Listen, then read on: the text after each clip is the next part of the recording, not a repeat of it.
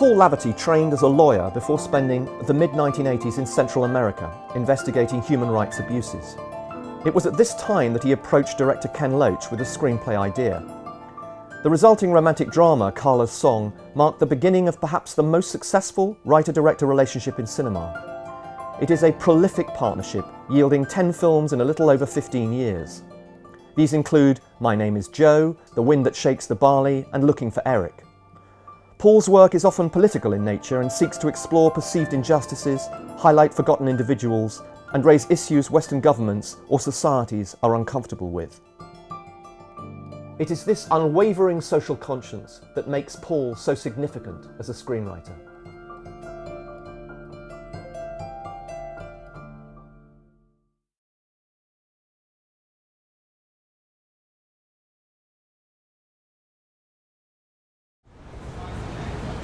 You studied as a lawyer, and in the 1980s you were working for a human rights organisation in Nicaragua. And I know in Nicaragua and other countries in Central America you experienced war at first hand.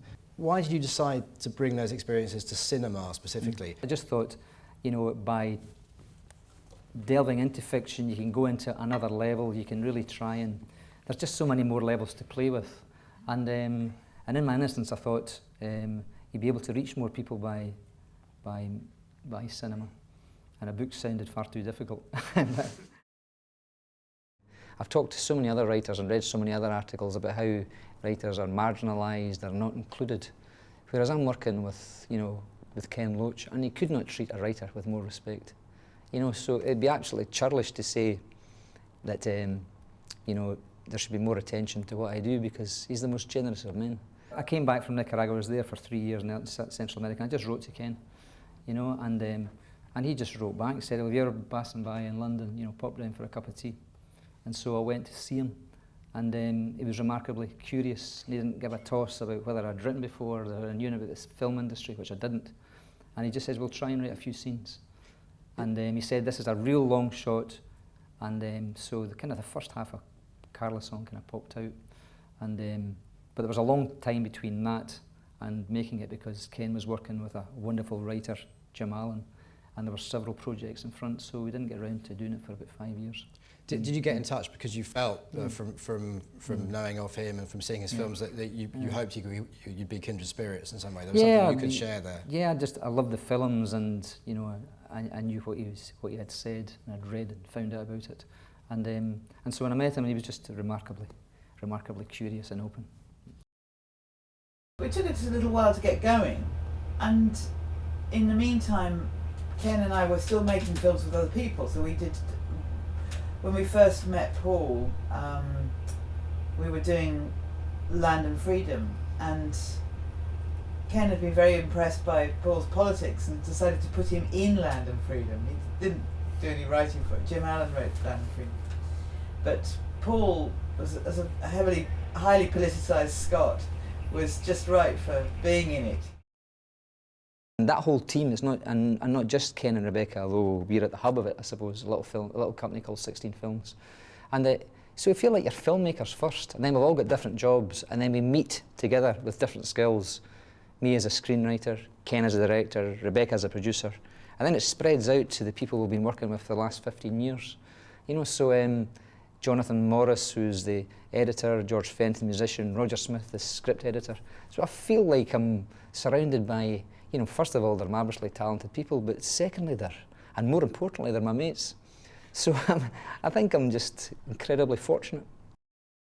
They have a strong system going, actually, of how they make films. I mean, they'll generally be shooting one every 2 years. While Ken's shooting a film, Paul will probably be out there researching the next one and having conversations with him about the next one once Ken's back from shooting the one that he's about to go into the edit on. It's funny, isn't it? I mean, people try to make it very individualistic, or the writer in opposition to the director, you know, and whose idea is it, you know, and try to nail it down as if we all do separate things, but it only works well when you're working together, you know, and when it does work together, it's absolutely marvellous. And I've fortunately had that experience, because I've worked with marvellously generous people, and there's never been a problem with egos or ownership. You know, we're faithful. It's like a football match, you know, you're faithful to the team.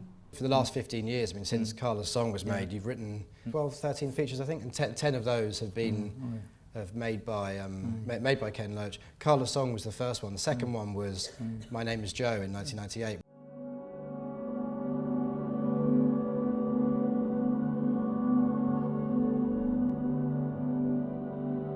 I mean, there's a ticking bomb right from the very beginning, isn't there? You know, my name is Joe and I'm an alcoholic, and you just go, well, what's going to happen to him? You know he's had a chaotic past. You know probably he's had blackouts and he's missed, 5 or 6, 10, 15, 20 years of his life. So now that he's sober, those things have got to come to the surface. So there's a lot of things implied. So you just feel there's a bomb ticking. And also you feel like as a man who's trying and you're on his side, and that's not a bad option sometimes. I think it's good to have other characters where, there have been other films like, Sweet, It's a Free World, where the character is equal part repellent and positive.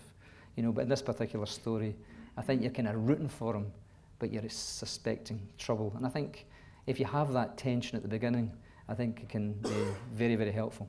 Would you say that the Glaswegian voice, if you're writing for the character of Joe, for example, is the Glaswegian voice the easiest one for you to tap into and run with when you're writing, when you're sitting there working on the script? Yeah, by a mile, and I suppose I'm very lucky too. Ken's always, really been supportive and helping with that. I find that, because we've made films in Los Angeles and Nicaragua and in other places, and I'm always just really respectful of the differences with people. Someone from Mexico City has got a different live view from a campesino in Nicaragua, or someone who's grown up in Los Angeles, and so.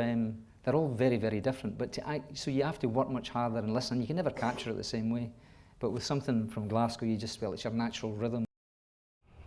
He's just inventive, and I love his use of language, particularly when he's writing a Scottish one, because that's his natural voice, and I come from Scotland as well, and so it's like, it's joyous just to read the language that Paul writes in. The day I actually sat down to start My Name is Joe, I remember the blank sheet, and I just remember the absolute, exhilaration, because I thought this man's going to bring us to troublesome places. And what I loved about the character Joe, in my head before I started, was there's one of the steps of one of the 12 steps. I think it's the 4th one.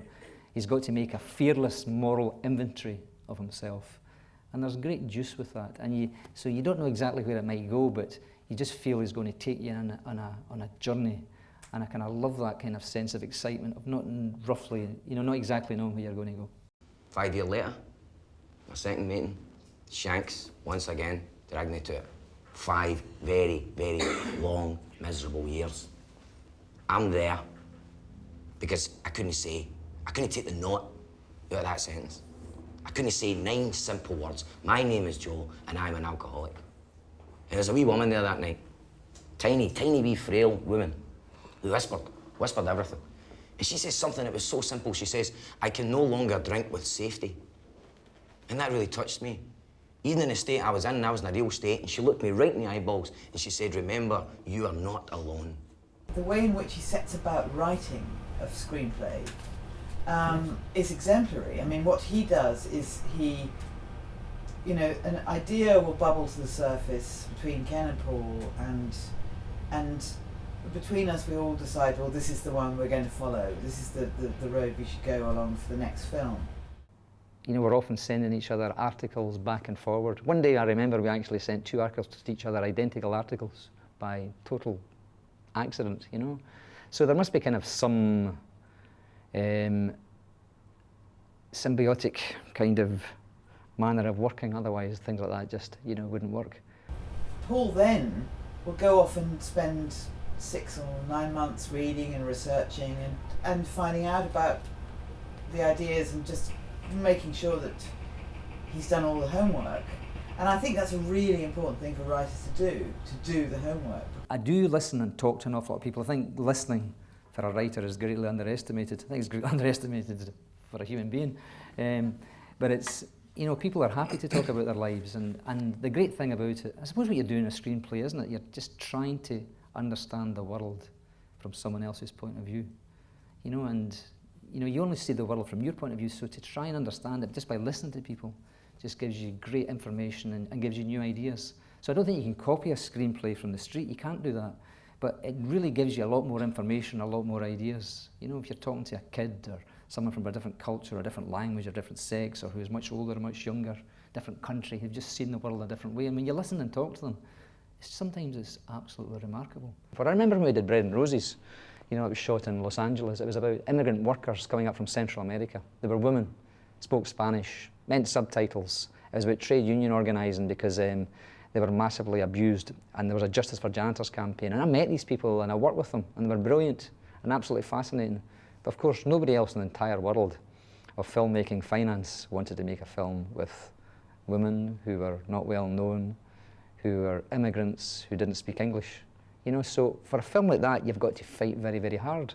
But never for one single second did I think Ken was not shoulder to shoulder with me. It wasn't even discussed. I remember poor Rebecca O'Brien, the producer, when she went to Cannes in preparation, she came with more money than she left with. You know, it was as bad as that. There's one scene that comes to mind in Paul Laverty's work is a particular scene in Bread and Roses, which he made with Ken Loach in 2000. They went out to California to make this film in Los Angeles about immigrant Mexican workers in the city, and it focuses on two sisters, one of whom who's newer to the city than her sister, who's been settled there longer, she's older, and the younger sister confronts the older sister because she thinks that she's essentially betrayed her sister and her fellow workers at the cleaning company at which they work by giving some information to a manager. Eres una pinche traidora, Rosa. Eres una pinche traidora, manita. ¿Ah, sí? ¿Te parece que soy una traidora? Sí, ¿verdad? ¿Te parece? ¿Sí? Mientras yo los mantenía a todos, mandándole dinero a mi mamá y a ti. ¿Te parece? Dándoles de tragar a todos. ¿Alguna vez se preguntaron cómo le hacía Rosa para mandarles el dinero? ¿Cuántos años tenía cuando llegué a Tijuana? Era una chavita, ¿verdad? Y no se preguntaron de cómo, para qué. Rosa les tenía el hocico bien tapadito, ¿verdad? ¿Sabes cómo lo hacía? Taloneándole. ¿Eh? Andaba de puta. ¿Qué te parece? ¿Eh? No sabía. Andaba de puta, mijita. ¿Eh? Para que ustedes no se murieran de hambre. And I loved how Ken dealt with this scene because it's all coming from the older sister. So he didn't give Maya the script at all. All that she knew was that she'd betrayed in the first line, you know, why did you do it? And so that was her hearing it for the first time. The writing is brilliant. It explores really grey areas between the two of them. We enter the scene on the side of the younger sister and we come out of it understanding both of them completely. I think that's something that Paul does very well. He upends our expectations of where he thinks, where we think the film is going to take us. It was amazing, Dave, going to Tijuana and Juarez and all these places along the border. We have all these maquila factories. And you know, what was remarkable about them was when you actually go to the factories are state of the art. I went to see one of Ford, and they were making beautiful brakes and machines and all that. Then I met some of the organisers and, you know, grassroots organisers of the people. So I went to see where they lived. And, you know, the pallets, the wooden pallets that brought in all this fancy machinery, that's what they lived in. And they were working so many hours, their children were just left, you know, just to wander. I mean, it's an experiment of absolute, just totally unrelenting, brutal capitalism. Because they just work and then they're just dumped and there's no infrastructure, there's absolutely nothing. So there's no surprise in a way that one aberration breeds another, and Juarez, you know, like I don't know how many thousands of women literally are murdered each year along in the Juarez border. And then a lot of them drifted, they're working so hard and doing double shifts, at the weekends they often go crazy. They go drinking. And then often because there's not enough money, they drift into prostitution. So after seeing all that and talking to these people and seeing the faces and seeing where they went, then you have the confidence, perhaps, you know, to try and write that and give it a voice. I think there's a touch of he might not like me saying this, but there's definitely a touch of the journalist to Paul. I mean, he wants to get out there, he wants to meet people, he wants to talk to people, he wants to research stories. That's not to say he then copies that or just brings characters he's met on the street into his films, but he uses all that to inform the stories that he writes. You have to find something that's massively fresh to me that you kind of dive into, and also just captures your curiosity. You know, you're asking someone to dedicate the best part of 2 years or often more of their life to that project. So you have to ask yourself the toughest question of, like, you know, why this one? You know, quite apart from all the difficulties if you can manage it or pull it off or find interesting characters or a premise, but, you know, why this material? And I'm also aware that, you know, Ken has been making films for many, many years before me. You know, and so he's covered a lot more stuff. And, you know, sometimes I've been fascinated by something and he goes, well, maybe touched upon that in another one. And you go, oh yeah, of course. We try not to do the film we just did. We try not to do the... So it's what's concerning us. We want to do films that describe our lives or that tackle things that concern us as people, and, you know, about the world of work or the world of, you know, I suppose you see an injustice and you think it would be great to see that exposed. But it's more about trying to find different angles, trying to find unusual angles to go at things from. I mean, is it important to you that your characters are constantly contradicting themselves? They're surprising us as an audience, but surprising you as a writer as well, as you take them through a story. I'm glad you asked that question. It's really, really important to all of us. You know, 16 films.